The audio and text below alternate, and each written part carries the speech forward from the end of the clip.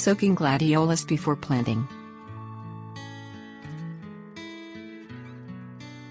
Gladioli Gladiolus spp. Are natives of the Mediterranean and come in nearly 10,000 different varieties, according to the Floridata site. The plants produce tall, upright spikes of blooms in shades of yellow, orange, red, pink, purple and white.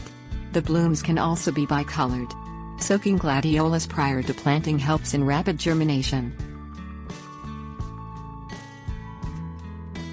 Preplanting recommendation. Gladiolus grows from underground, bulb-like structures referred to as corms. In his book Growing Flowers for Profit, Craig Wallen recommends soaking the corms in plain tap water a day before planting. Planting recommendations. Plant gladiolus anytime between early May to the middle of June, advises Ronald C. Smith of North Dakota State University Extension. Plant larger corms at a depth of 6 inches, and space them 6 inches apart.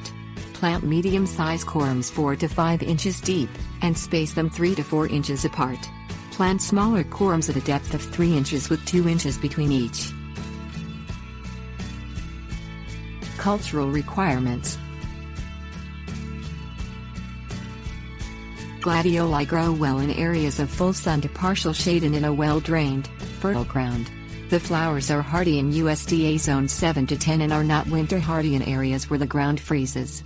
Stake the taller varieties to keep the plants from falling over.